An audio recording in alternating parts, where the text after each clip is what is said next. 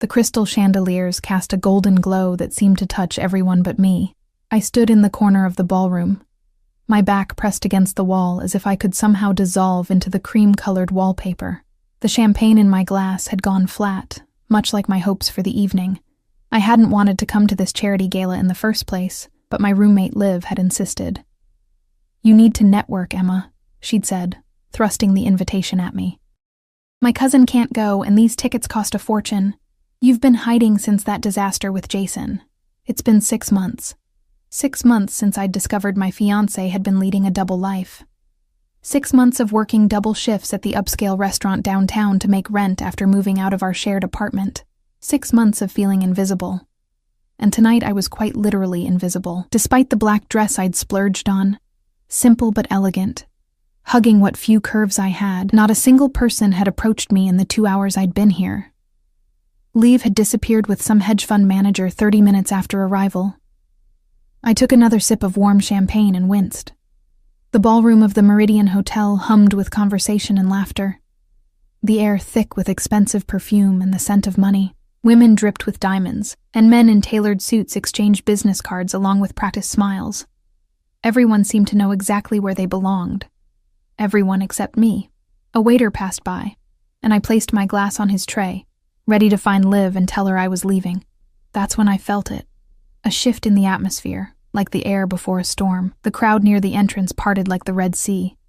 Conversation faltered for a brief moment before resuming at a higher, more excited pitch. I pushed myself up on my toes, curiosity momentarily overriding my desire to escape. A group of men had entered, all in impeccable suits, but it was the one at the center who commanded attention. Even from across the room I could sense his authority. Tall, with broad shoulders that filled out his midnight blue suit to perfection, he moved with the fluid grace of a predator. Dark hair, artfully tousled, framed a face that belonged on a Renaissance painting, all sharp angles and perfect symmetry. "That's Nathaniel Russo," whispered a woman standing nearby to her companion. "I didn't know he was back in the country." "Apparently he's been keeping a low profile," her friend replied. "They say he's taken over all of his father's businesses." The way she hesitated on the word businesses made my skin prickle. I didn't need any further explanation. Everyone in the city knew the Russo name, though it was rarely spoken above a whisper. I should leave. Now. But my feet refused to move as I watched him scan the room. He nodded at a few people, stopped briefly to shake hands with others, all while his entourage, 3 men whose bulky frames suggested they weren't selected for their conversational skills, maintained a careful perimeter around him. For a fleeting, absurd moment, I imagined those dark eyes finding me in my corner, but I quickly dismissed the thought.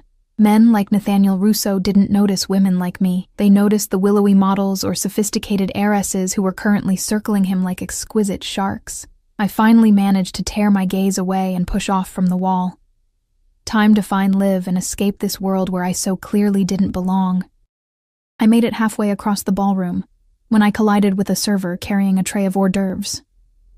The silver platter clattered to the marble floor, sending tiny pastries scattering. The crash seemed to echo throughout the entire room. "I'm so sorry," I gasped, dropping to my knees to help gather the ruined food.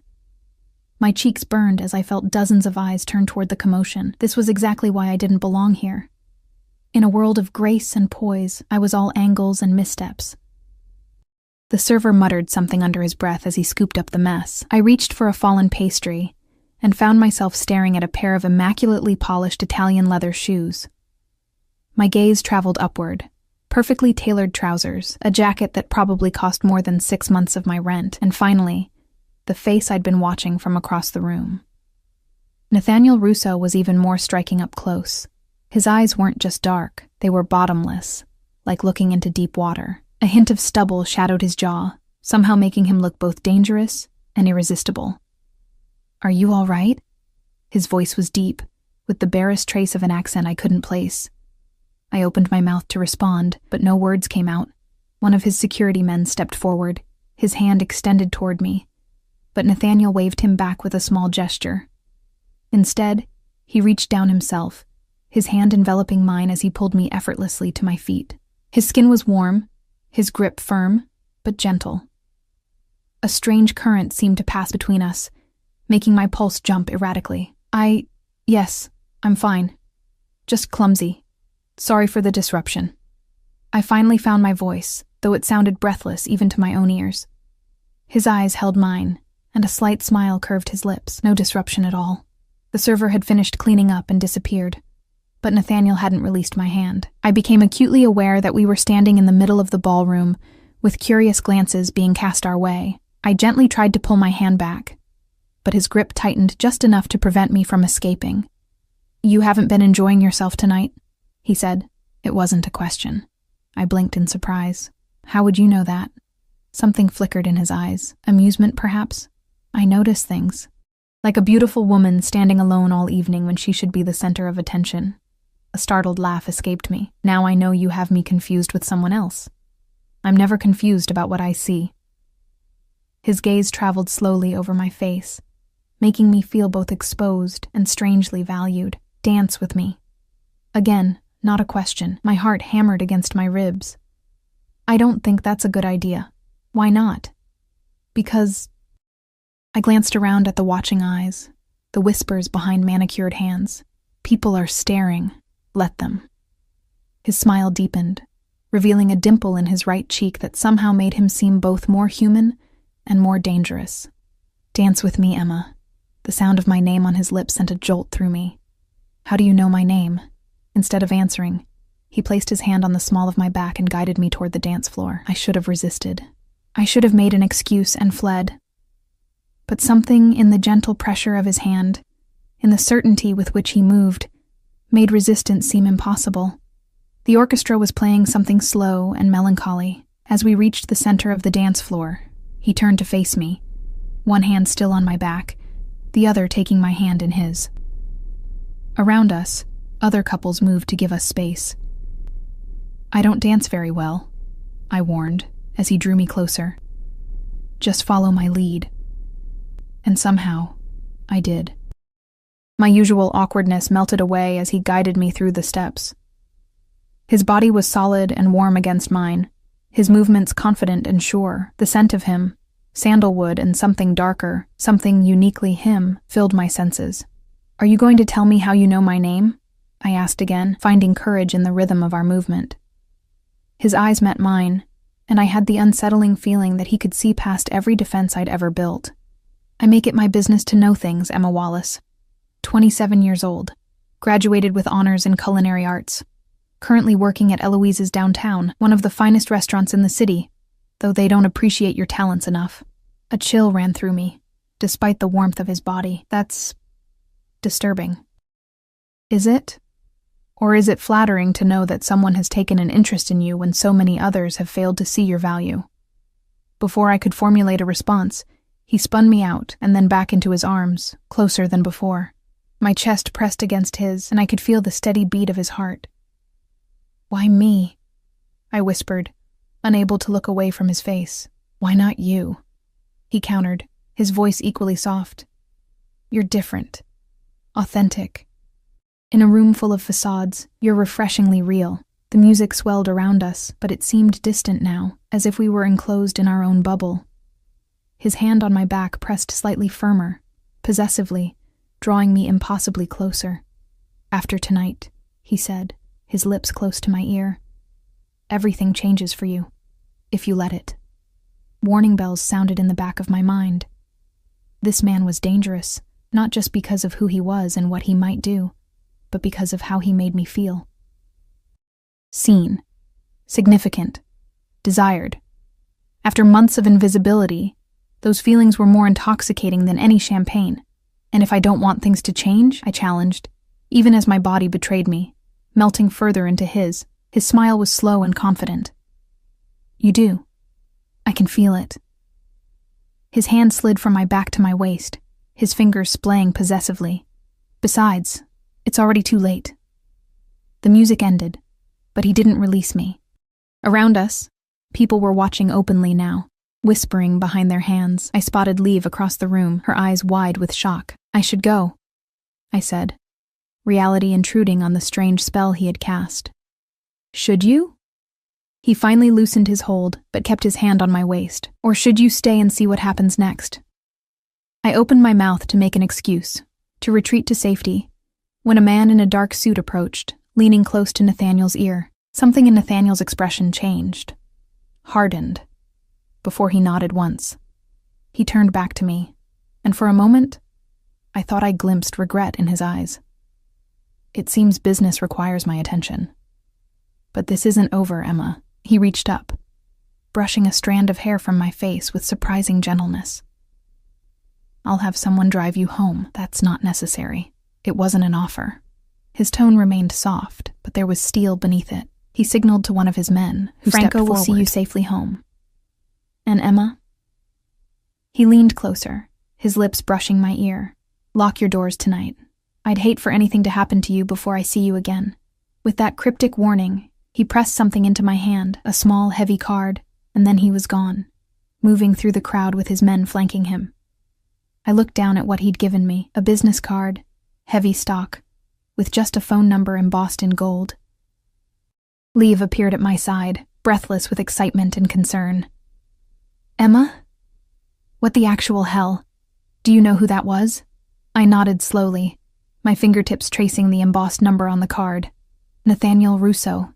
Not just Nathaniel Russo, the Nathaniel Russo. His family practically owns half the city. They say he's... She lowered her voice. Dangerous. I looked toward the door where he had disappeared, still feeling the ghost of his touch on my skin, the warmth of his breath on my ear.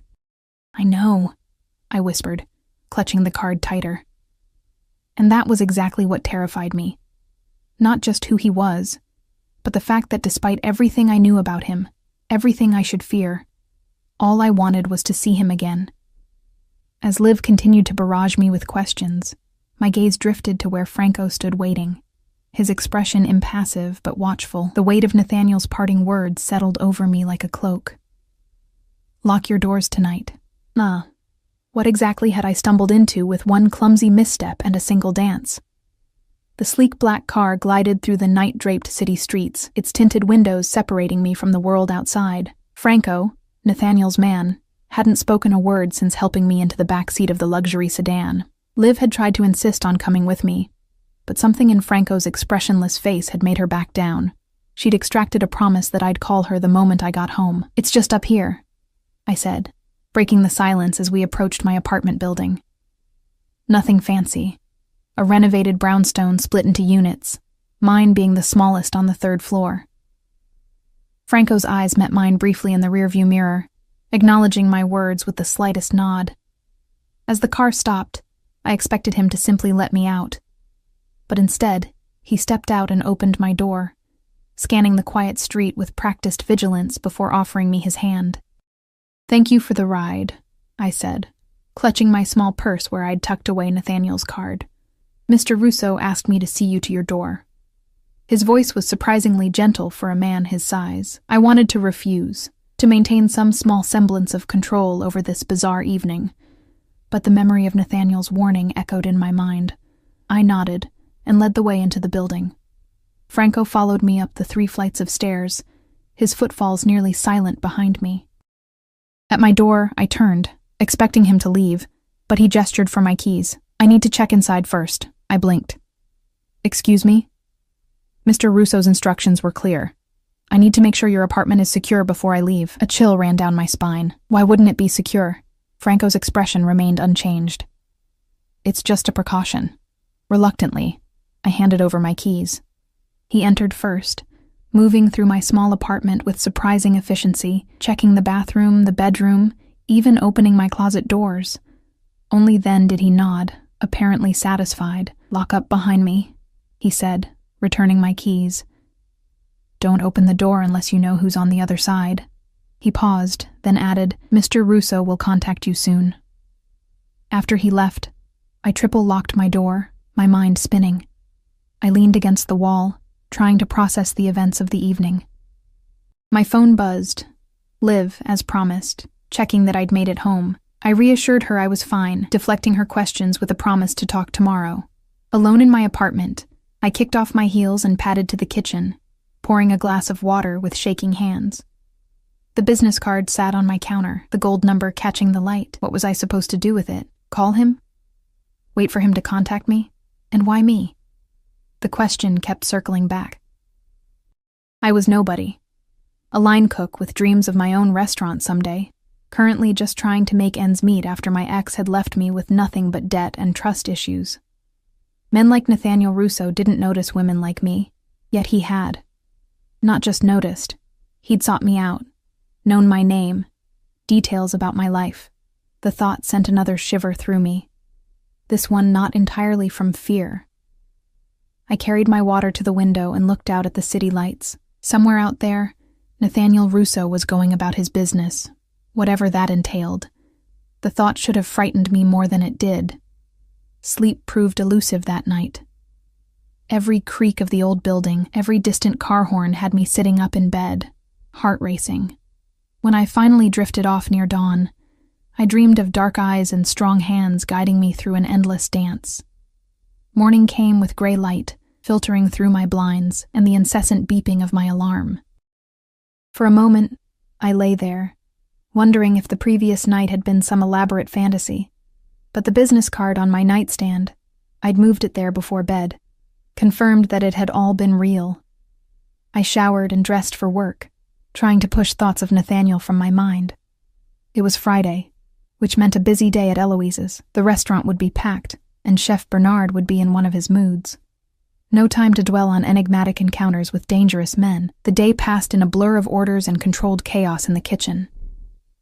I was plating a salmon dish when Madeline, one of the servers, appeared at my station, eyes wide. "Emma, there's someone asking for you. Out front." My hand faltered, nearly ruining the delicate arrangement of asparagus. "Asking for me? A customer?" She nodded, glancing over her shoulder. "He says his name is Nathaniel. No last name, but Emma. He's got 2 scary-looking guys with him, and he's sitting at table 9. Table 9, the best table in the house, always reserved weeks in advance for VIPs. "Tell him I'm working," I said, my voice steadier than I felt. "I can't just leave the line." Madeline bit her lip. "I already told him that. He said..." She lowered her voice. "He said he's happy to wait, but he'd prefer to see you now. And Emma, Chef already said it's fine. He practically fell all over himself when the guy asked." Chef Bernard, who screamed if a sous chef took an unauthorized bathroom break, had given me permission to leave the line during dinner service. My stomach twisted with a mixture of dread and anticipation. "Fine," I said, wiping my hands on my apron. "I'll be right there." I took a moment to check my reflection in the polished surface of a steel refrigerator. My face was flushed from the kitchen heat, my hair pulled back in a practical bun. Nothing I could do about it now. Taking a deep breath, I pushed through the swinging doors into the dining room. The restaurant hummed with conversation and the clink of silverware against fine china. My eyes found table 9 immediately. Nathaniel sat facing the door, as if he'd been waiting for me to appear. Unlike his security, positioned at a nearby table, vigilant even as they pretended to dine, he was completely at ease, one hand resting on the white tablecloth beside a glass of red wine. He wore a charcoal suit today, the crisp white of his shirt a stark contrast against his tanned skin. When he saw me, his lips curved into that same confident smile I remembered from the night before. He didn't wave or call me over. He simply watched me approach, his gaze never leaving mine. "Mr. Russo," I said when I reached his table, conscious of the curious glances from nearby diners. "Madeline said you asked for me." "Nathaniel," he corrected, gesturing to the chair across from him. "Please sit down. I'm working. And I've already cleared it with your chef. Please, Emma. Just for a moment." Reluctantly, I slid into the chair, keeping my back straight, my hands folded in my lap. Up close, I could see the flecks of amber in his dark eyes, the perfect symmetry of his features. "How did you sleep?" he asked, catching me off guard with the mundane question. "Fine," I lied. His smile told me he knew it was a lie. "No unexpected visitors? No disturbances?" I shook my head, unsettled by his questions. Why would there be? Instead of answering, he took a sip of his wine. "You look beautiful, even in chef's whites." The compliment caught me off guard, warming my cheeks. "Why are you here, Mr. Nathaniel?" "I wanted to see you again. Simple, direct, and to invite you to dinner tomorrow night. Dinner? I echoed stupidly. Yes, dinner. The meal people typically enjoy in the evening. I'd like to take you somewhere special. Despite everything, the warnings in my head, the whispers about who he was, the strange intensity of his interest, I felt a flutter of excitement. Why me? He leaned forward, his eyes intent on mine. I told you last night. You're different, Emma. Real. Do you know how rare that is in my world? I don't know anything about your world, I said carefully. Perhaps that's another reason. He reached across the table, his fingers brushing against mine. Say yes. I should have said no. Every instinct for self-preservation screamed at me to decline, to extract myself from whatever game he was playing. But his touch sent electricity sparking through my veins, and the word that left my lips was, yes. His smile deepened, revealing that dangerous dimple. Good. I'll send a car for you at 7. He slid a small package across the table. Wear this. Before I could respond, he stood. I won't keep you from your work any longer. Until tomorrow, Emma. I remained seated, stunned, as he left the restaurant, his security falling into step around him. Only when he was gone did I look down at the package, a small black box tied with a simple silver ribbon. With trembling fingers, I untied it. Inside, nestled on black velvet, lay a necklace, a delicate silver chain supporting a single teardrop diamond that caught the light in hypnotic patterns. A small card underneath read simply, "To match your eyes, N." My breath caught.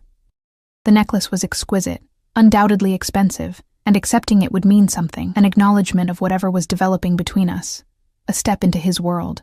Holy shit, Madeline whispered, appearing beside me. Is that real? I closed the box quickly. I have to get back to work. The rest of my shift passed in a daze. Chef Bernard didn't scold me for my absence from the line. In fact, he seemed almost deferential when I returned.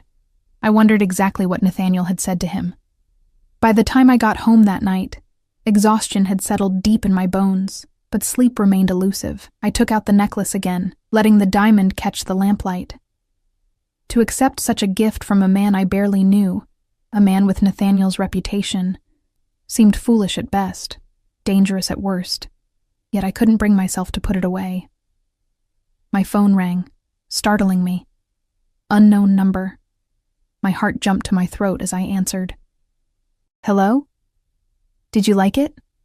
Nathaniel's voice was low, intimate in the darkness of my apartment. I clutched the phone tighter. It's beautiful, but I can't accept something like this. Why not? Because it's too much, too expensive, too meaningful for someone you just met. He chuckled softly. It's a necklace, Emma, not a proposal. And it's nowhere near the value of what I intend to give you. A shiver ran through me. What does that mean? It means I see your potential, even if you don't yet. It means I want to know you better. It means tomorrow night is just the beginning. I swallowed hard. Beginning of what? That depends on you. His voice dropped lower. Are your doors locked, Emma? The abrupt change of subject caught me off guard. Yes, but... Good. Keep them that way. There was a pause, and I heard voices in the background. I have to go. Sweet dreams, Emma.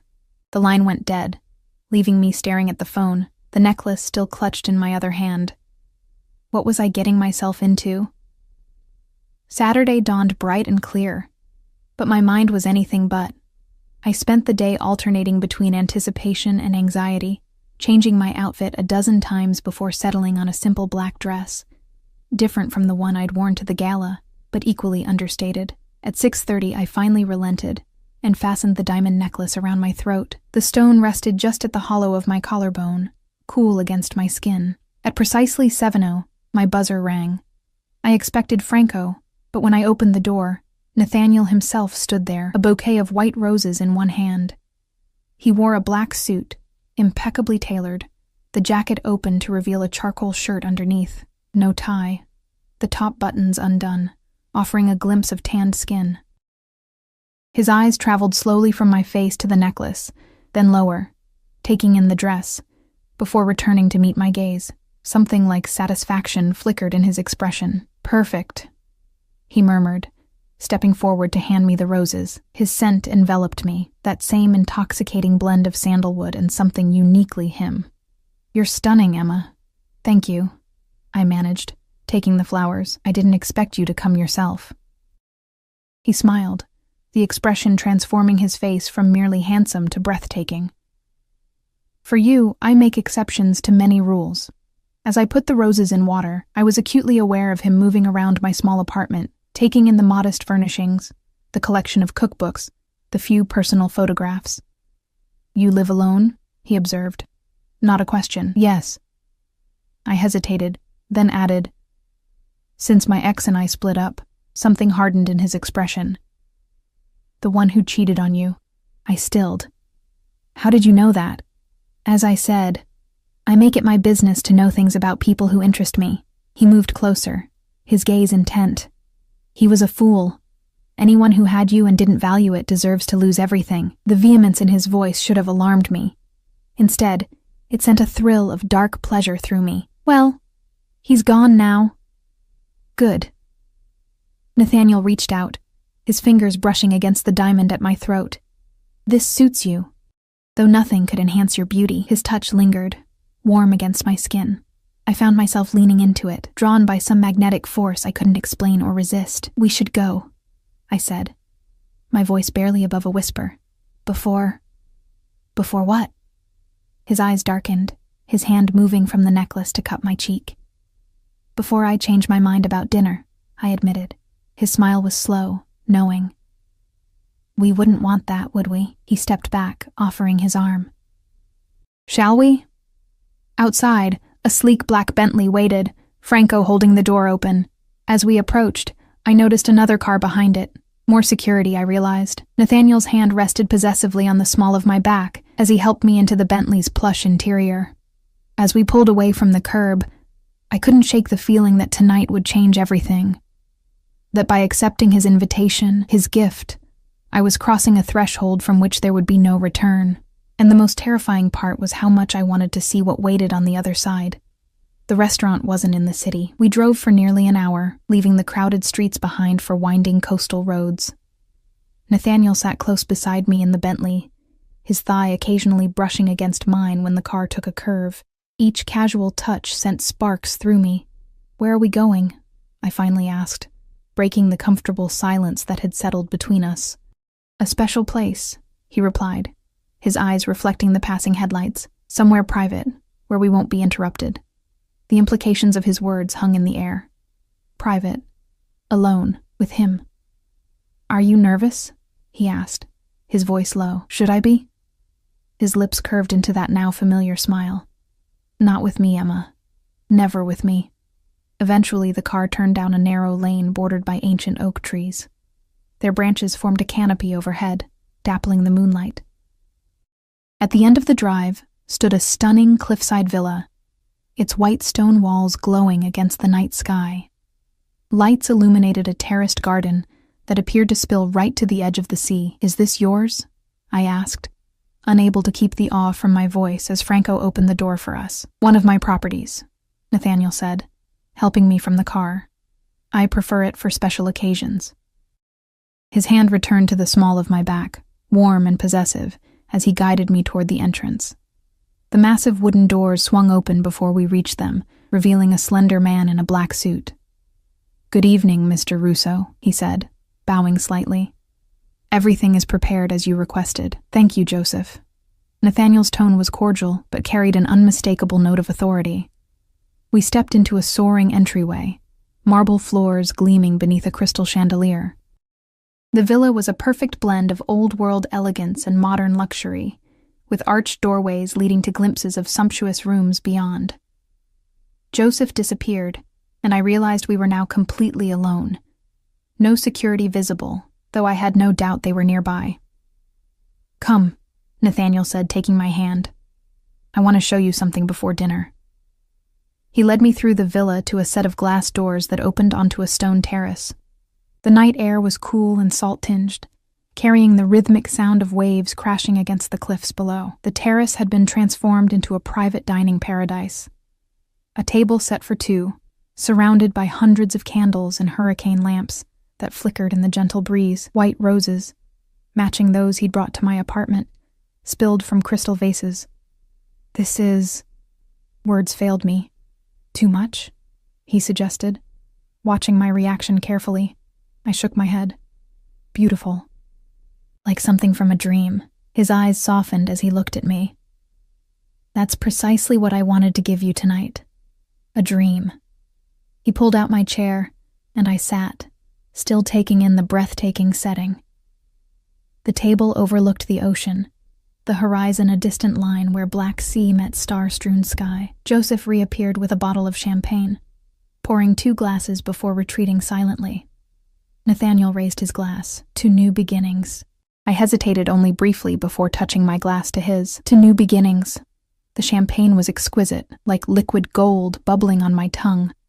Nathaniel watched me over the rim of his glass, his eyes reflecting the candlelight. Tell me something you've never told anyone else, he said unexpectedly.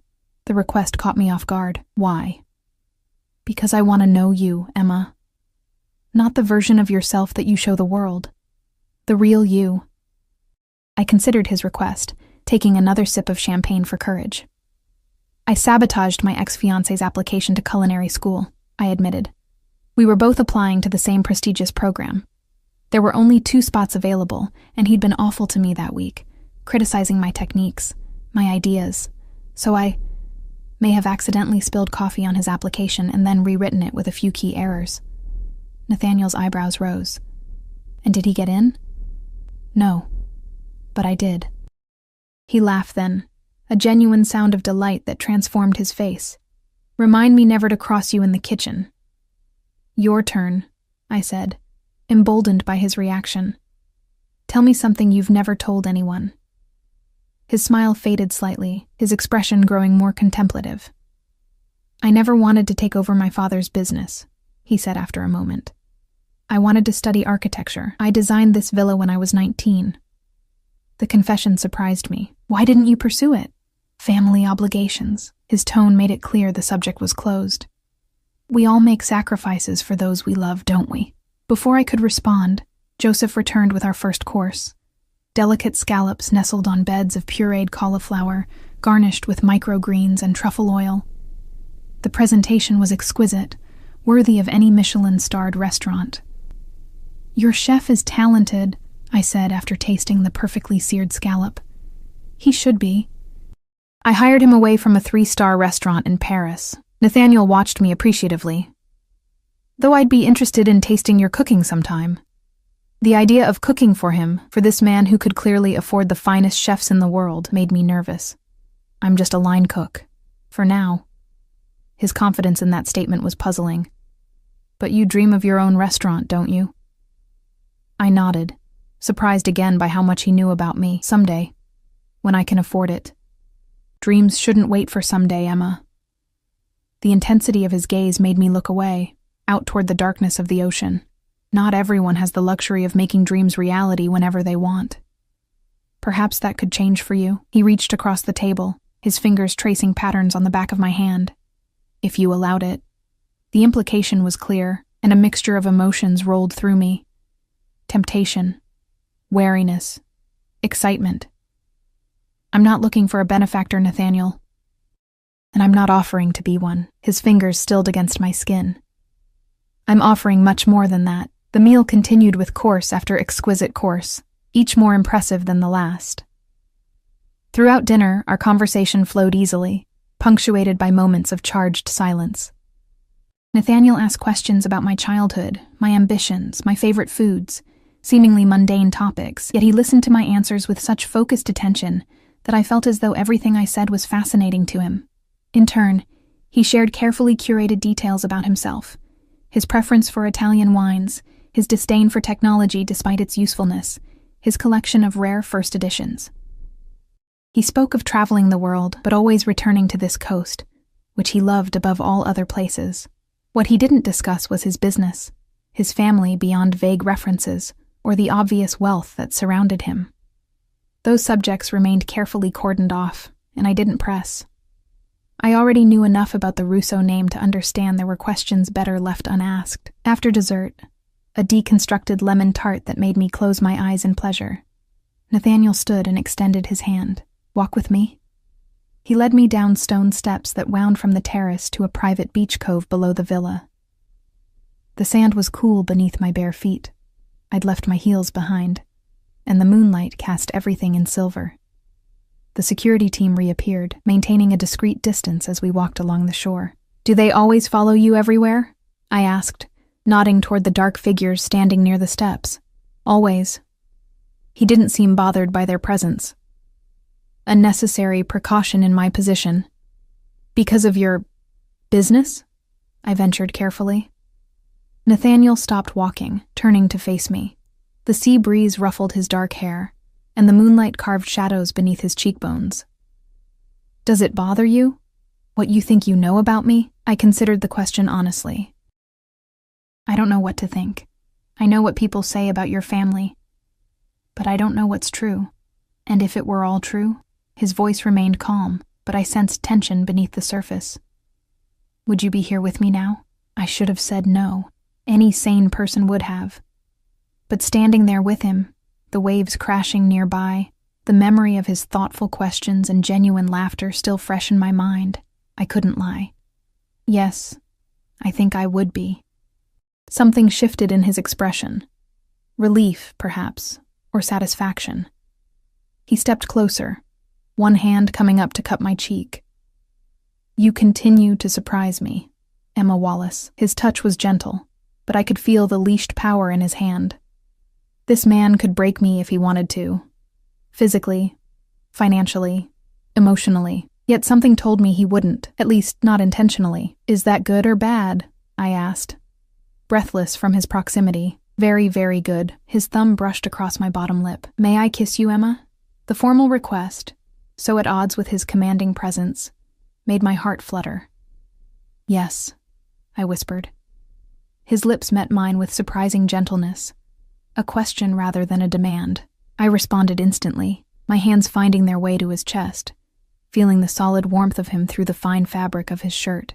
The kiss deepened, his arm wrapping around my waist to pull me flush against him. I was lost in the sensation, the taste of him, when a sharp noise, a car door slamming somewhere above us, broke the spell. Nathaniel pulled away slightly, his breathing as uneven as my own, but his eyes immediately scanning our surroundings. One of his security men was approaching rapidly. "Sir, there's a situation that requires your attention." Nathaniel's expression hardened instantly, the tenderness I'd glimpsed vanishing behind a mask of cold authority. "Take Ms. Wallace back to the villa." "I'll join her shortly." "Nathaniel?" I questioned, suddenly uneasy. He turned back to me, his features softening slightly. "It's nothing for you to worry about. Business that can't wait, unfortunately. Go with Franco. He'll see that you're comfortable until I return." Before I could protest, he pressed a swift, hard kiss to my lips, and then was striding away, already pulling a phone from his pocket. Franco materialized at my side, respectfully offering his arm to escort me back up the cliff path. In the villa, Joseph served me another glass of champagne in a luxurious sitting room, then discreetly withdrew. I sank into a plush sofa, my mind replaying the kiss, the abrupt interruption, the immediate change in Nathaniel's demeanor. What kind of business demanded his attention at this hour, on a Saturday night? I knew the answer, or at least I thought I did. The Russo family didn't make their fortune through legal enterprises, if even half the rumors were true. I wandered the room, champagne in hand, examining the artwork on the walls, original pieces, I was certain, by masters I recognized. On a side table sat a collection of framed photographs. Curious, I moved closer. Most showed a younger Nathaniel, with an older man who shared his strong jawline and penetrating gaze. His father, I presumed. In one, they stood on the very terrace where we'd dined tonight, arms around each other's shoulders, smiling. Another photo caught my attention. Nathaniel, perhaps in his early 20s, with his arm around a beautiful dark-haired woman. They were dressed formally, her in a stunning red gown, him in a tuxedo. The way they looked at each other spoke of intimacy, of history. An unexpected pang of jealousy shot through me. Who was she? An ex-girlfriend? Someone still in his life? My sister, Sophia. I jumped, nearly spilling my champagne. Nathaniel stood in the doorway, watching me with an unreadable expression. I'm sorry, I said quickly. I didn't mean to pry. He crossed the room to stand beside me, picking up the photograph. No need to apologize. This was taken at her engagement party, 5 years ago. A shadow crossed his face. She lives in Milan now, with her husband and their son. You miss her, I observed, hearing the wistfulness in his tone. Every day. He set the photo down carefully. She's the only family I have left. And your father? I asked softly, nodding toward the other photographs. Nathaniel's expression closed off. Passed away 3 years ago. Heart attack. He took the champagne flute from my hand, setting it aside before capturing my fingers in his. But I didn't come back to discuss my family. I came to apologize for the interruption. Is everything okay? I ventured. Your business is handled. His tone made it clear the subject was closed. And now I can focus on what's truly important tonight. His eyes traveled over me possessively. You. The intensity of his gaze made me shiver. It's getting late, I said, though I made no move to pull my hand from his. Perhaps you should have Franco drive me home. Stay. The single word hung between us, fraught with meaning. Nathaniel. Not for that, he clarified, though the heat in his eyes suggested that wasn't far from his mind. It's a long drive back to the city, and it's already past midnight. Stay here. The villa has 6 bedrooms. You can have whichever one you choose. The offer was tempting. The thought of returning to my small apartment after this night of luxury and moonlit kisses held little appeal. And yet, I don't have anything with me. No change of clothes, no toothbrush. His smile was confident, as if he'd expected this objection. The master suite has a dressing room fully stocked with everything you might need. I keep it prepared for unexpected stays. The implication that other women had unexpectedly stayed here sent another jolt of jealousy through me.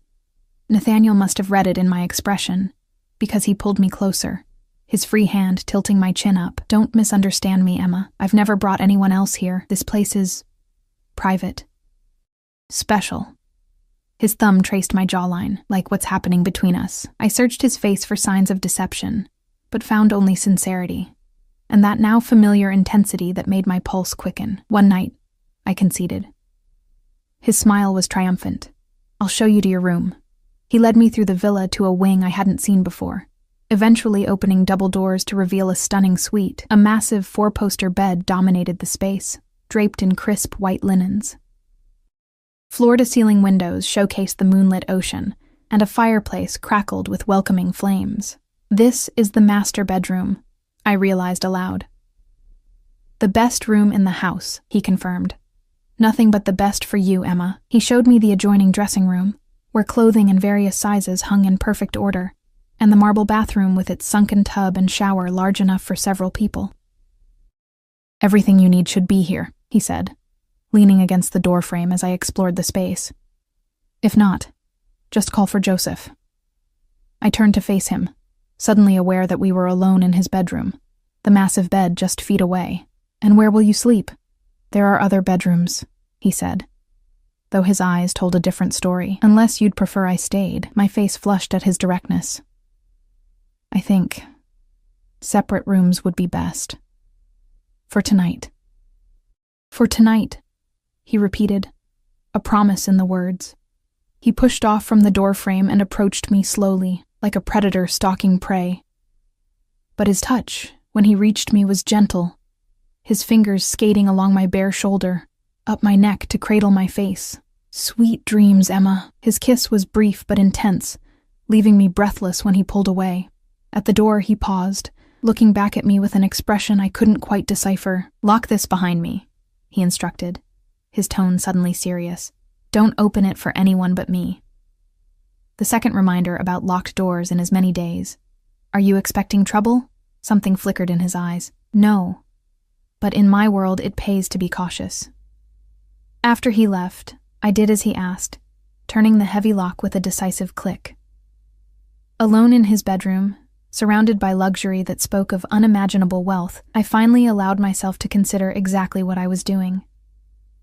I was in the home, one of many, apparently, of Nathaniel Russo, a man whose family name was whispered with equal parts fear and respect throughout the city, a man who traveled with armed security, who received urgent business calls late at night, who spoke of caution and locked doors. A man who kissed me like I was essential to his existence, who looked at me like I was precious, who treated me with a care and attention I'd never experienced before. As I slipped between sheets that probably cost more than a month of my rent, wearing a silk nightgown I'd found in the dressing room, I knew I should be more afraid than I was. Instead, I felt an intoxicating mix of excitement and anticipation. Whatever Nathaniel Russo was, whatever dangerous world he inhabited, I was already being drawn into its orbit.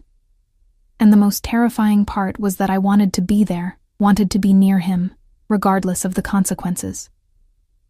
Sleep came surprisingly easily.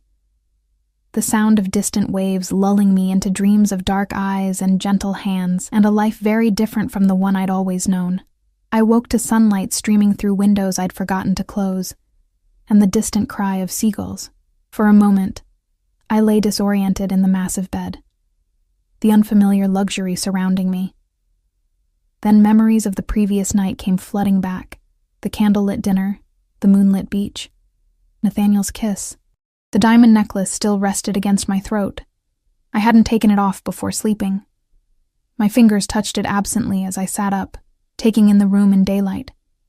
It was even more impressive than it had seemed last night, spacious and elegant, with views of the ocean stretching to the horizon. A soft knock at the door made me start. "Emma?" Nathaniel's voice, low and measured. "Are you awake?" I pulled the silk sheets higher, suddenly conscious of wearing only the borrowed nightgown. "Yes." "Just a moment." In the dressing room, I found a simple white robe hanging beside the nightgowns and slipped it on before unlocking the door. Nathaniel stood in the hallway, dressed casually in dark jeans and a light blue button-down shirt with the sleeves rolled to his elbows. He looked younger somehow, less intimidating than in his suits, though no less handsome. His hair was slightly damp, as if he'd recently showered. "Good morning," he said, his eyes moving appreciatively over me in a way that made heat rise to my cheeks. "I hope you slept well." "Better than I have in months," I admitted. It was true. The bed had been like sleeping on a cloud, and for once no anxieties had plagued my dreams. "I'm glad." He held out a steaming mug. "Coffee, black with 1 sugar, right?" I took it, surprised. "How did you—" "I pay attention." His smile was warm as he leaned against the doorframe. "I've had breakfast prepared on the terrace if you're hungry, and there are clothes in the dressing room that should fit you. Take your time. I'll wait downstairs." Before I could respond, he turned and walked away, leaving me staring after him. The casual domesticity of the moment, him bringing me coffee exactly as I liked it, breakfast waiting, felt strangely intimate, as if we'd been together for years instead of having just met. I showered in the luxurious bathroom, the multiple shower heads pulsing hot water from all directions. Afterward, I found a sundress in the dressing room, pale blue linen, simple yet elegant. It fit perfectly, as did the delicate sandals I discovered nearby. I wondered if this was coincidence, or if Nathaniel had somehow anticipated my size in advance. Given what I was beginning to understand about him, I suspected the latter. Downstairs, I followed the sound of soft music to the terrace where we'd dined the night before. In daylight, the view was even more spectacular. Azure waters stretching to the horizon, the cliffs falling away to the private beach below, lush gardens cascading down the terraced hillside. Nathaniel stood at the stone balustrade, looking out at the ocean. He turned at the sound of my footsteps, and something in his expression as he took me in made my breath catch. Appreciation, yes, but something deeper, more possessive. "The dress suits you," he said, approaching to take my hand. He brought it to his lips, his eyes never leaving mine, "though I find myself preferring you in diamonds." His glance at the necklace I still wore made me self-conscious. I should have taken it off before sleeping.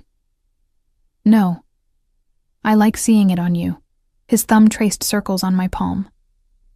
I like the idea of you wearing something I gave you while you sleep. The simple statement carried an undercurrent of possession that should have alarmed me. Instead, it sent a thrill down my spine. This man, powerful, dangerous, commanding, wanted me to wear his gift, to carry a piece of him with me even in sleep.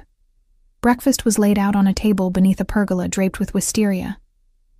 Fresh fruit, pastries still warm from the oven, eggs prepared 3 different ways, and a carafe of freshly squeezed orange juice alongside the coffee. It was a spread worthy of a luxury hotel, yet we were the only ones there to enjoy it. You must think I'm trying to impress you, Nathaniel said, noting my expression as he held my chair. Aren't you? I countered, settling into the seat. His laugh was genuine, perhaps a little. Is it working? I allowed myself a small smile. Perhaps a little. We ate in comfortable silence for a while, the ocean breeze ruffling the tablecloth. I was conscious of his eyes on me, watching as I savored the perfectly prepared food. What would you like to do today? He asked eventually. We could take the boat out, if you'd like to see the coastline from the water. Or there's a lovely town about 30 minutes from here with excellent shopping, or... His smile turned mischievous. We could just stay here. The villa has many amenities. I set down my coffee cup, reality intruding on the dreamlike quality of the morning. I should actually get back to the city. I have the evening shift at Eloise's. Call in sick. I blinked at his casual suggestion. I can't just call in sick because I want to spend the day on a boat. Why not? He seemed genuinely puzzled. Surely you've earned a day off. That's not how it works for most people, Nathaniel. I need that job. I have rent to pay, bills. I could take care of all of that for you. He said it casually, as if offering to pick up a check for lunch. You wouldn't need to worry about money again. The offer hung in the air between us, tempting and dangerous. I barely know you. You know the important parts. He reached across the table, taking my hand again. I'm not suggesting you quit your job today, Emma. Just that you allow yourself one day of pleasure without worry. Is that so terrible? Put that way. It was hard to refuse. And the truth was, I didn't want to leave this beautiful place, this bubble of luxury and attention where Nathaniel made me feel like the most important person in his world. One call, I conceded. His smile was triumphant as he handed me his phone. To my surprise, Chef Bernard didn't argue when I called in sick. In fact, he was almost obsequious, assuring me it was no problem at all and to take all the time I needed. I handed the phone back to Nathaniel, suspicion growing. Did you speak to him? Before today, I mean. Nathaniel's expression gave nothing away. I may have mentioned that I'd appreciate his flexibility regarding your schedule. What does that mean? It means, he said, rising from his chair and coming around to pull me to my feet, that you are free to enjoy the day without worry. Now, about that boat. The boat turned out to be a sleek yacht, moored in a private dock below the villa. Franco and another security man I hadn't met accompanied us, maintaining a discreet distance as Nathaniel helped me aboard. Do you sail? He asked, leading me to the upper deck where a captain waited. I laughed. Do I look like someone who knows how to sail a yacht? You look like someone who could do anything she set her mind to. His hand rested possessively on my lower back. But today you can just relax. Antonio will handle everything. The day passed like a dream. We cruised along the coast, Nathaniel pointing out other properties he owned, secluded coves where he sometimes swam, a lighthouse he'd had restored just because he admired its architecture. He spoke of the coast with genuine love, his knowledge of its history and geography revealing a connection to this place that went beyond mere ownership. We stopped in a private cove for lunch, which was served on the deck by staff who seemed to materialize out of nowhere.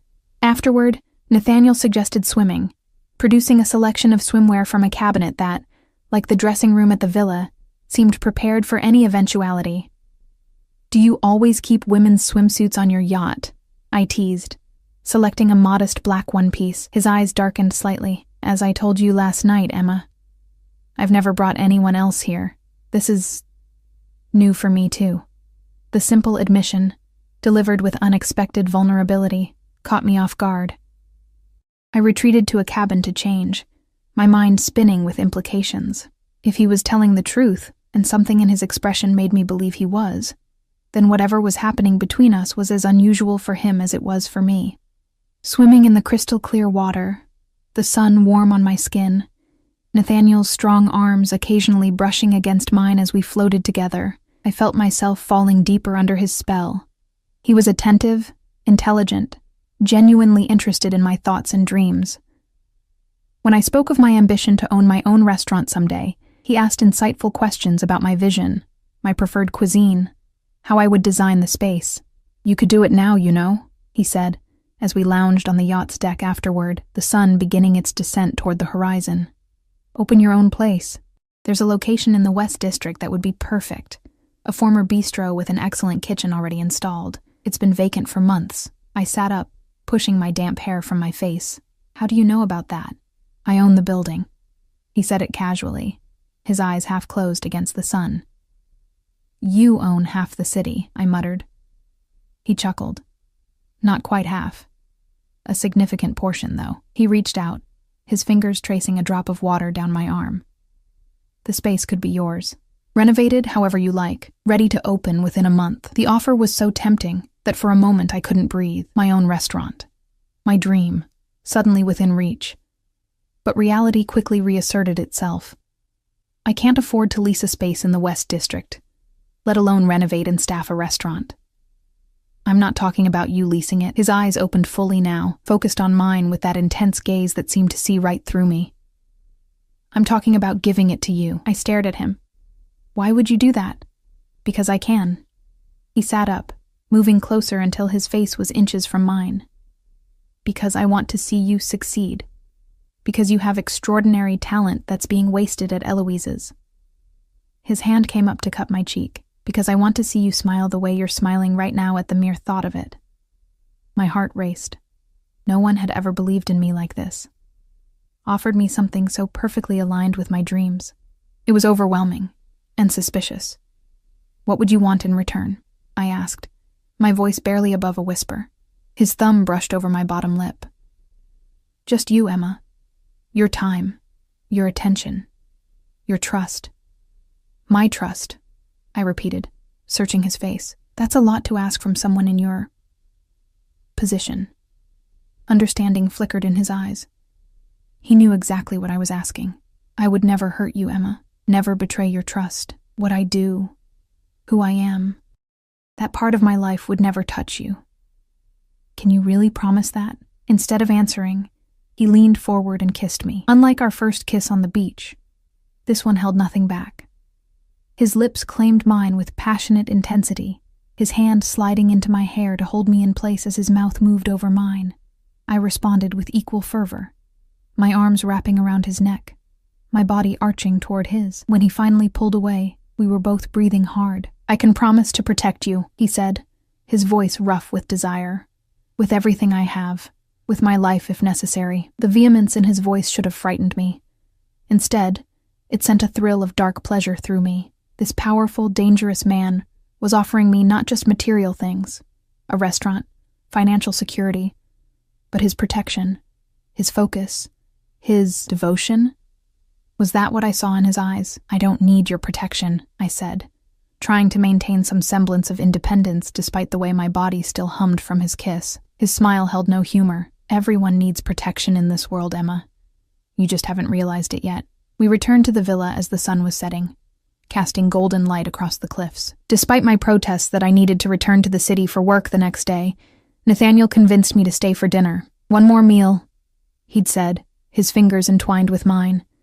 "Then I'll have you driven back tonight if that's what you truly want." I agreed, telling myself it was the promise of another exquisite meal rather than the reluctance to leave his side that swayed me. While I showered and changed into a simple black dress I found in the seemingly endless dressing room, Nathaniel took a business call. I could hear the low murmur of his voice from the bedroom, his tone different from when he spoke to me. Harder, more commanding, a reminder of who he really was outside this romantic bubble we'd created. Dinner was served in a different location this time, a more intimate setting in a glass-walled room that jutted out over the cliff edge, giving the impression of dining suspended above the sea. Candles again. Soft music. White roses. Nathaniel waiting for me with that now familiar look of appreciation and hunger.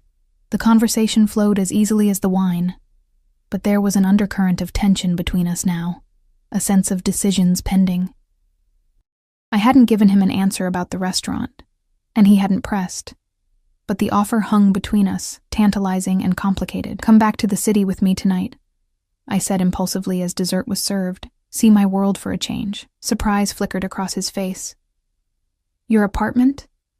I nodded. "It's small and nothing special, but it's mine. I want you to see it. Really see it. Not just the quick impression you got yesterday." He considered this, his head tilting slightly. "You want me to understand where you come from?" "Yes." I reached across the table, taking his hand in a reversal of our usual dynamic. "If whatever this is between us is going to continue, you should know me. The real me, not just who I am when surrounded by all this." I gestured at the luxury enveloping us. Something softened in his expression. "I'd like that." After dinner, while arrangements were being made for our return to the city, I wandered onto the terrace for one last look at the moonlit ocean. The night was clear, stars scattered across the velvet sky, the sea a dark, shifting presence below. I sensed rather than heard Nathaniel join me. His arm slipped around my waist from behind, pulling me back against his chest. I leaned into him, allowing myself to enjoy the solid warmth of him, the sense of security his embrace provided. "Thank you," I said softly. "For what?" "For this weekend. For showing me all of this." I gestured at the magnificent villa, the stunning view. "It's been like living in a dream." His lips brushed my temple. "It doesn't have to end." I turned in his arms to face him, placing my palms against his chest. "Reality is waiting for us in the city. My job. Your business. We can't stay in this bubble forever." "No," he agreed, his hands settling on my hips. "But we can create new bubbles, moments like this. Spaces where it's just us." His eyes searched mine. "If that's what you want." "What about what you want?" I countered. "You're offering me so much, Nathaniel. A restaurant, protection, these incredible experiences. What do you get out of this arrangement?" A shadow crossed his face. "Is that how you see it? An arrangement?" "I don't know what to call it," I admitted. "We barely know each other." "I know enough."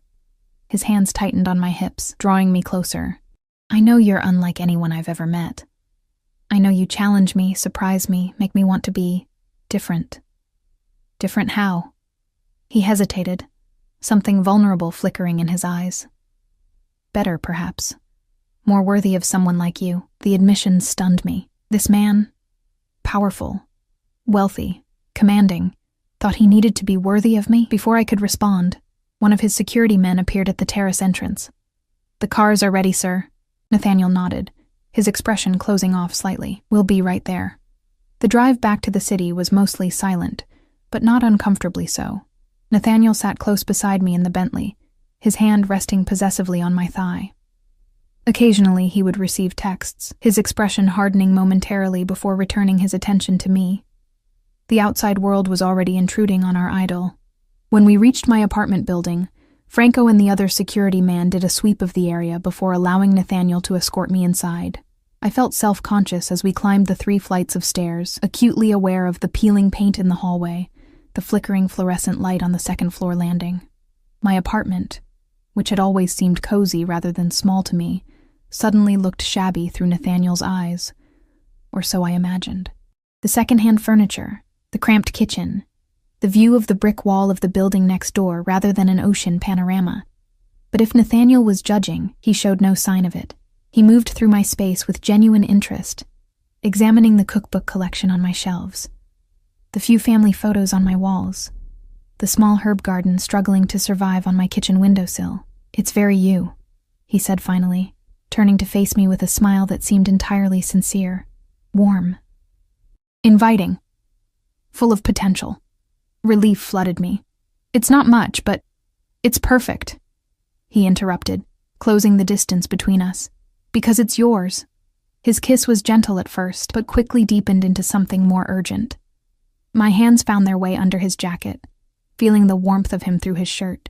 His own hands pulled me tight against him, one tangling in my hair, the other at the small of my back. When we broke apart, both breathing hard, a question hung silently between us. Stay or go? My bedroom door was visible from where we stood, the decision seemingly simple yet fraught with implications. Nathaniel's phone buzzed in his pocket. He ignored it at first, his eyes still locked on mine, but when it buzzed again immediately, something like resignation crossed his face. I need to check this, he said, his voice rough with restrained desire. I nodded, stepping back to give him privacy. He turned away, the phone to his ear, his voice dropping to that harder register I'd heard earlier. I moved to the kitchen, filling a glass with water, trying not to eavesdrop but catching fragments nonetheless. When? Are you certain? No. Keep them there. I'll handle it personally. Yes. Tonight. When he turned back to me, his expression had changed completely. The warmth was gone, replaced by a cold fury that made me take an involuntary step back. I have to go, he said, already moving toward the door. Business that can't wait. Nathaniel, Franco will stay outside your door tonight, he continued, as if I hadn't spoken. Don't leave the apartment. Keep everything locked. I'll call you when I can. Fear crept up my spine. What's happening? Are you in trouble? Something softened briefly in his expression as he returned to me, cupping my face in his hands. Nothing for you to worry about. Just a situation that needs my personal attention. You're scaring me, I admitted. He pressed a hard, quick kiss to my lips. Don't be scared. Just be safe. For me. And then he was gone, the door closing firmly behind him. I stood in my small apartment, the ghost of his kiss still on my lips, wondering what I'd gotten myself into, and why, despite the obvious warning signs, I couldn't bring myself to walk away. I didn't sleep that night. How could I, knowing Franco was stationed outside my door like a sentinel?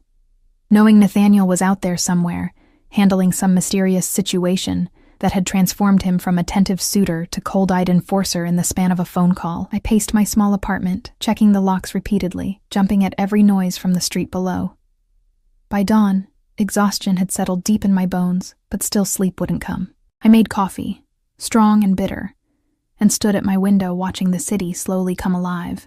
My phone remained silent. No call from Nathaniel, no explanation, no reassurance. Only the knowledge that a man I barely knew had deemed it necessary to post a guard at my door. When my alarm went off at 9 a.m., I was due at Eloise's for the lunch shift. I jumped, nearly dropping my third cup of coffee. The prospect of going to work, of pretending everything was normal after the surreal weekend I'd just experienced, seemed impossible. But staying alone in my apartment with my swirling thoughts seemed worse. I showered, dressed, and opened my door to find Franco still there, alert despite having stood watch all night. Mr. Russo asked that you remain here today, he said, straightening as I appeared. I have to work, I replied, surprised by the steadiness in my voice. Mr. Russo was quite insistent. Mr. Russo doesn't control my life. The declaration felt hollow even as I said it. Hadn't I already allowed Nathaniel to rearrange my weekend, my thinking, my desires? I need to go to work. You can come with me or stay here, but I'm leaving. Franco's expression didn't change, but I sensed his internal struggle. Finally, he nodded once. I'll accompany you. The walk to Eloise's was tense, Franco scanning the street constantly, one hand inside his jacket where I suspected a weapon was holstered. My nerves, already frayed from the sleepless night, stretched tighter with each block. At the restaurant, he insisted on checking the premises before allowing me inside. Chef Bernard raised an eyebrow at the serious man in the dark suit, but said nothing. In fact, everyone seemed to be giving me a wide berth. Glances filled with curiosity and something like respect? Fear? Had they all somehow learned about my connection to Nathaniel Russo? The thought was unsettling. I threw myself into work, grateful for the mindless routine of prep, the familiar rhythm of the kitchen. Franco had taken a seat at the bar, his eyes constantly moving, his presence a stark reminder that whatever normal life I'd had before meeting Nathaniel was already slipping away. Halfway through my shift, Madeline appeared at my station, her expression a mixture of excitement and concern. "There's someone asking for you," she said in a low voice. "Table 12. My heart leapt, thinking it might be Nathaniel, but Franco's lack of reaction suggested otherwise. "Who is it?" "He wouldn't give his name, just said he was an old friend." She glanced toward the dining room nervously. "He looks important. Expensive suit, really intense eyes." I wiped my hands, untying my apron. "I'll be right back." Franco stood as I emerged from the kitchen, but I waved him back. "I'm just checking on a table. I'll be visible the whole time." Table 12 was in a corner, partially concealed by a decorative screen. As I approached, I saw a man sitting alone, his back to the wall, giving him a clear view of the entire restaurant. He was perhaps in his 50s, silver threading through his dark hair, his face handsome in a weathered way. His suit was indeed expensive, his demeanor that of someone accustomed to command. "You asked for me?" I said, stopping a cautious distance from the table. He looked up, and something in his gaze, calculating, assessing, reminded me jarringly of Nathaniel. "Ms. Wallace, please join me." "Do I know you?" His smile didn't reach his eyes. "No, but I know quite a bit about you. I'm Vincent Caruso." The name meant nothing to me, but something in his tone suggested I should recognize it. I remained standing. "What do you want?" "To talk about Nathaniel Russo." He gestured to the empty chair across from him. "Please, this concerns your safety." At the mention of Nathaniel, I glanced toward Franco, who was watching us intently from the bar. He hadn't intervened, which meant either he didn't recognize this man as a threat, or he hadn't noticed who I was speaking with. Reluctantly, I sat. "What about Nathaniel?" Vincent leaned forward slightly. "You've become quite close to him in a very short time." "That's none of your business," I said, making to stand again. "Did you know," he continued as if I hadn't spoken, "that the last woman Nathaniel showed interest in ended up disappearing, vanished without a trace?" Ice spread through my veins. "You're lying." "Am I?" He removed a phone from his pocket, sliding it across the table. On the screen was a photo of a beautiful blonde woman, smiling at the camera, Valerie Klein. She was seeing Nathaniel for about 3 months. Then she started asking questions about his business, about certain inconsistencies she'd noticed. She disappeared 2 days later. I pushed the phone back toward him, my hand trembling slightly. "Why are you telling me this?" "Because Nathaniel Russo is not who you think he is." Vincent's voice dropped lower. "He's dangerous, Ms. Wallace, not just because of his business dealings, but because of what he's become. His father was ruthless but fair. Nathaniel..." He shook his head. "He's unpredictable, volatile, and he's developed an unhealthy obsession with you." "How do you know anything about me?" I demanded, fear giving way to anger. "My business interests occasionally overlap with the Russo families. We've been competitors for many years." He produced a business card, sliding it across the table like he had the phone. "If you ever need help, if you ever feel unsafe, call this number, day or night." Before I could respond, I sensed movement beside the table. Franco had appeared, his expression hard as he stared down at Vincent. "Mr. Caruso," he said, his tone flat. Mr. Russo would consider this conversation unwelcome. Vincent smiled thinly, standing and buttoning his jacket. "I was just leaving." He turned to me, his expression grave. "Remember what I said, Ms. Wallace. The offer stands." After he left, Franco turned to me. "What did he want?" I hesitated, the business card clutched in my palm. "Just to talk." "About Mr. Russo." It wasn't a question. Franco's eyes narrowed. "Mr. Caruso and Mr. Russo are not friends, Emma. You would be wise to stay away from him." "I didn't seek him out," I said defensively. "He came here, and now he's gone." Franco's tone softened slightly. "For your own safety, you should tell Mr. Russo about this conversation when he returns. When, not if." The simple word provided a measure of reassurance I hadn't realized I needed. "When will that be?" "Soon." Franco checked his watch. "Are you finished with your shift?" "Mr. Russo asked that I bring you to the penthouse when you're done." "The penthouse?" "His residence in the city. I thought of my small apartment, the sleepless night I'd spent there, the lingering fear that had followed me all day. Then I thought of Vincent Caruso's warnings. The photo of the blonde woman, the implication that Nathaniel was somehow responsible for her disappearance. Who should I trust? The man who had swept into my life with gifts and promises, who made me feel seen and valued in a way no one ever had before? Or the stranger with grave warnings and talk of disappearances? "I'll need to go home first," I said finally. "To change clothes." Franco nodded. "Of course." At my apartment, I quickly packed an overnight bag, my mind still spinning with Vincent's accusations. I slipped his business card into my wallet, not sure why I was keeping it, but unable to throw it away. The drive to Nathaniel's penthouse took us to the most exclusive part of the city, a gleaming tower of glass and steel overlooking the river. Security was extensive, a guarded gate to the private parking area, keycard access to the elevator, cameras everywhere. Franco used a code to access the penthouse level, the elevator opening directly into a marble-floored foyer. "Mr.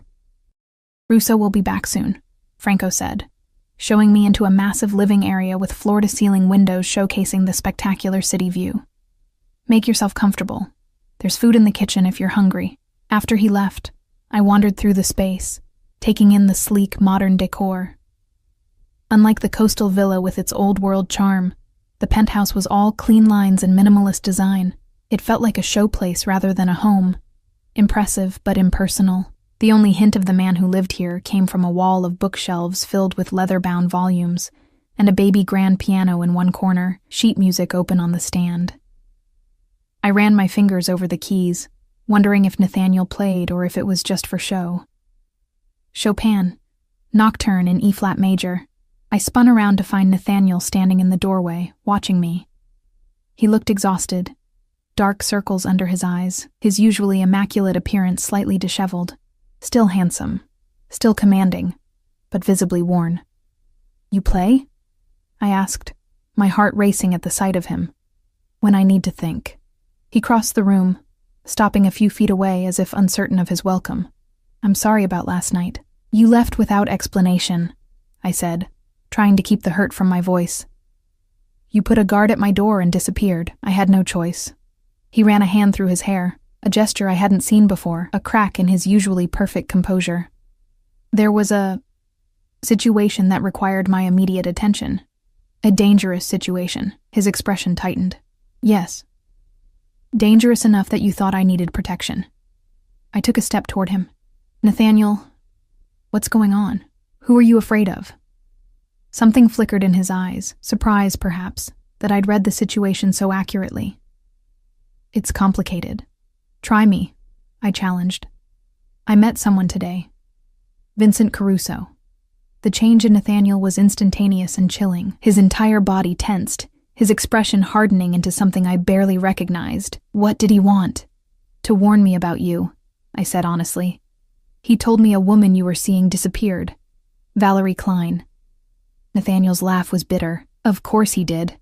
And did he mention that Valerie Klein was working for him? That she was planted in my organization to gather information? That she's very much alive and living quite comfortably on his payroll in Monaco?"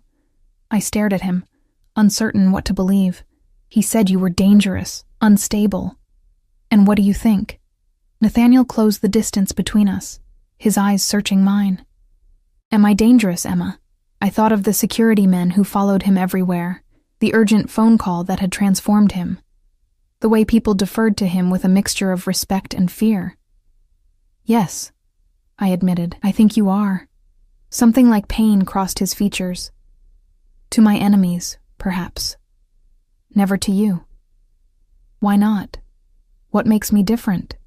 You've known me less than a week, and yet I feel like I've been waiting for you my entire life." The simple declaration, spoken with such raw honesty, stole my breath. His hands came up to cup my face.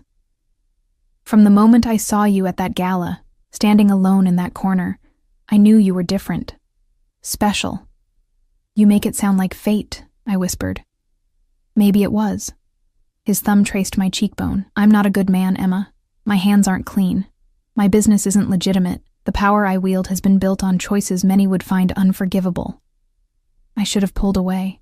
His confession, spoken so plainly, should have sent me running. Instead, I found myself leaning into his touch. Vincent Caruso is my father's oldest enemy, Nathaniel continued. Their feud goes back decades. When my father died, Caruso thought I'd be easier to manipulate, to intimidate. When that failed, he resorted to more direct methods, like sending someone to spy on you, among other things. His jaw tightened. Last night, one of his men was caught trying to access sensitive information. Information that could have put many people at risk, including you. Me? Why would I be at risk? Nathaniel's hands slid down to my shoulders. Because you matter to me, and in my world, Emma, the things, the people that matter to me become targets. The reality of what he was saying sank in. My connection to him had already put me in danger, would always put me in danger. That's why Franco was at my door, I realized. Why you wanted me to stay in my apartment. Yes. His grip on my shoulders tightened slightly. Caruso's reach is extensive. I couldn't be certain you'd be safe. And now? Now the immediate threat has been neutralized. Something in his tone made me shiver, but Caruso remains a problem, one I'll deal with permanently, very soon. The implication was clear, and for the first time, I truly understood who Nathaniel Russo was, what he was capable of, what he had likely already done. I should go, I said, stepping back from his touch. This is too much, too fast. Pain flashed across his face, quickly masked. Of course, I understand, but as I turned to leave, to find my bag and call a taxi, a new thought struck me. Would I ever be truly safe now? I'd been seen with Nathaniel, danced with him, spent a weekend at his villa. Vincent Caruso already knew who I was, where I worked. The danger wouldn't disappear just because I walked away. I turned back to find Nathaniel watching me, his expression carefully neutral despite the tension radiating from him. If I stay, I said slowly. What does that mean? For us. Hope sparked in his eyes. Whatever you want it to mean. I told you before. I'm offering you everything, Emma. Not just material things, but myself. All of me. Even the parts that frighten me. He approached cautiously, as if afraid I might bolt. I will never let you see the darkest parts. I promise you that. They will never touch your life. Can you really keep that promise? I challenged. You just said being connected to you makes me a target, which is why I'll protect you with everything I have. He reached for my hand, his grip gentle but secure. I can give you a life most people only dream of, Emma. Safety, luxury, your own restaurant, anything you desire.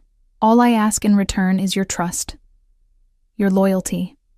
And if I wanted more, the question surprised even me. What if I wanted all of you, Nathaniel?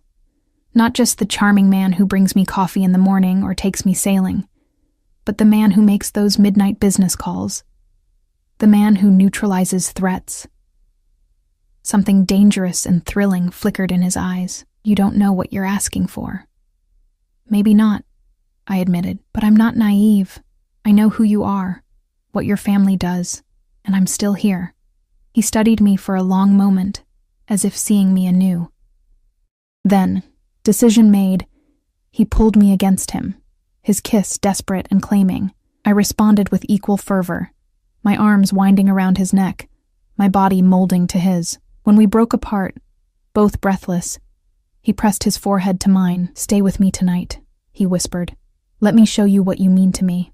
I knew I was standing at a crossroads. One path led back to my old life, safe, predictable, ordinary. The other led into Nathaniel's world of luxury and danger, power and passion. There would be no going back once I chose. Yes, I said, the decision suddenly, startlingly clear. I'll stay. The night that followed was a revelation. Nathaniel led me to his bedroom, a space as minimalist as the rest of the penthouse, but warmer somehow, with deep blues and grays creating a cocoon of luxury. His touch was both reverent and possessive as he undressed me, his eyes drinking in every inch of skin revealed. Beautiful, he murmured, the diamond necklace still at my throat, catching the light as he laid me on his bed. Perfect. What followed was a claiming, a seduction, a promise sealed in the most primal way. Nathaniel was as commanding in this as he was in all things, yet attentive to every response, every gasp and shudder. When we finally lay spent in each other's arms, the city lights twinkling beyond the windows, I felt marked by him in ways both visible and invisible. "I love you," he whispered against my hair, the confession startling in its simplicity. "I think I've loved you from the moment I saw you." In the rational part of my mind, I knew it was too soon for such declarations. We'd known each other less than a week. And yet, something about it rang true, this connection that had formed so quickly, so intensely between us. "I think I might love you too," I admitted, my voice soft in the darkness. As crazy as that sounds, his arms tightened around me. Not crazy, fated. We fell asleep, tangled together, and for the first time since meeting him, I slept deeply, dreamlessly, with no fear or uncertainty to plague me. Morning brought sunlight streaming through the floor-to-ceiling windows, and Nathaniel's warm body still wrapped around mine. I studied his sleeping face, younger in repose, the hard edges softened, the perpetual vigilance temporarily set aside. I slipped from the bed carefully, wrapping myself in his discarded shirt, and padded to the kitchen to make coffee. As I waited for it to brew, gazing out at the spectacular city view, I felt a strange sense of peace. Whatever came next, whatever complications awaited us, I knew I had made my choice. Nathaniel found me there, coming up behind me to wrap his arms around my waist, his lips finding the sensitive spot below my ear. "Good morning," he murmured. "Sleep well?" I leaned back against his chest. "Better than I have in years." "Good." He turned me to face him, his expression serious despite the intimacy of the moment. "We need to talk about what happens next." "Next?"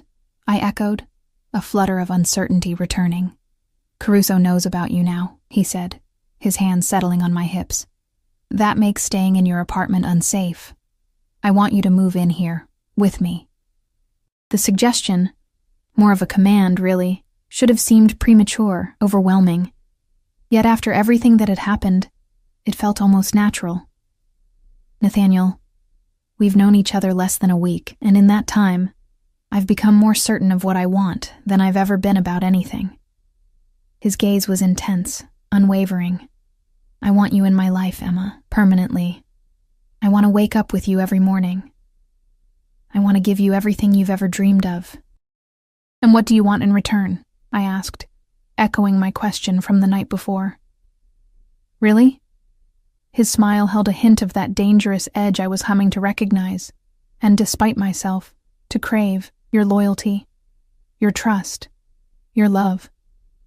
His hand came up to cup my face. "Give me those things, and I'll move heaven and earth for you." It should have sounded like hyperbole. Coming from any other man, it would have. But from Nathaniel Russo, with his empire built on power and fear, his resources seemingly limitless, it felt like a promise he could actually keep. "Okay," I said simply. Surprise flickered across his face. "Okay? I'll move in with you. On one condition." I placed my palm against his chest, feeling his heart beat steady and strong beneath my hand. "No secrets between us. If I'm going to be part of your life, all of it, then I need to know what I'm getting into." He studied me for a long moment, as if measuring my resolve. "Some things might be better for you not to know, Emma. That's not how this works," I insisted. "I'm not asking to be involved in your business, but I won't be kept in the dark either. Not about anything that could affect us, our safety, our future." Something like admiration glinted in his eyes. "You continue to surprise me." He took my hand, pressing a kiss to my palm. "No secrets, I promise." And in that moment, standing in his kitchen wrapped in his shirt, the diamond he'd given me still at my throat, I believed him. Whatever darkness lurked in Nathaniel Russo's world, whatever dangers we might face, we would face them together. "Now," he said, his expression lightening as he pulled me closer. "About that restaurant in the West District." 6 months later. "Are you ready?" Nathaniel asked, his hand warm at the small of my back as we stood outside the sleek glass doors. The sign above them read simply, "Emma's, in elegant script. I took a deep breath, smoothing the front of my chef's jacket. As I'll ever be. He turned me to face him, pride evident in his eyes. You've created something extraordinary here. Everyone is going to love it. I hope so. I glanced over his shoulder at the crowd gathering on the sidewalk. Food critics, local celebrities, influential bloggers, all waiting for the grand opening of the city's newest upscale restaurant. My restaurant. True to his word, Nathaniel had given me the building in the West District, along with a generous budget for renovations and staffing. But everything else, the menu, the decor, the concept, had been mine alone. He'd been supportive but never interfering, offering suggestions only when asked, connections only when needed. The last 6 months had been a whirlwind of activity and change. Moving into Nathaniel's penthouse, planning the restaurant, slowly learning more about his world and his business. There had been challenges. Vincent Caruso had made one more attempt to warn me before mysteriously deciding to retire to Italy, his business interests in the city rapidly diminishing. I never asked Nathaniel directly what had happened, and he never volunteered the information. Some secrets I had learned were better kept. Our relationship had deepened in ways I hadn't thought possible in such a short time. Nathaniel remained possessive, protective, sometimes controlling, but always devoted. The diamond necklace he'd first given me had been joined by other gifts. A ring with a stone that made the necklace look modest by comparison, a key to a house on the coast near his villa, a trust fund in my name that ensured I would never want for anything again. But more precious than any material gift was the way he had opened his life to me, introducing me to his sister Sophia and her family, sharing stories of his childhood, even allowing me glimpses of the business that had made his family powerful. He kept his promise. No secrets between us, even when the truth was difficult or dangerous. You're thinking too hard, Nathaniel said now, his thumb brushing my cheek. Tonight is for celebrating. I smiled up at him, the anxiety receding at his touch. You're right.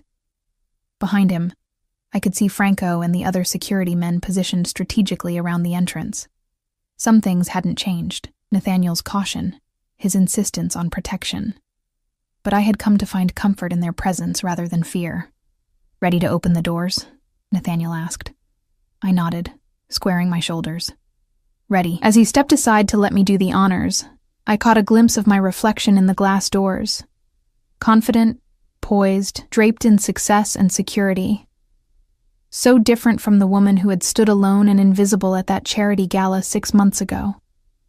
Everyone had ignored me that night. Everyone except the most dangerous, most powerful man in the room, the man who had seen something in me worth claiming, worth protecting, worth loving, the man who now watched with pride and possession as I unlocked the doors to my dream, his hand never leaving my back, his presence a constant reminder of the choice I had made and would make again 1,000 times over. As the doors swung open and applause greeted us, Nathaniel leaned close, his lips brushing my ear. I told you everything would change if you let it. I turned to him, my smile matching his. For the better, I whispered back, before stepping forward to welcome the world into the life we had built together. A life balanced precariously between darkness and light, danger and security, power and love. A life that was, against all odds and expectations, perfectly ours.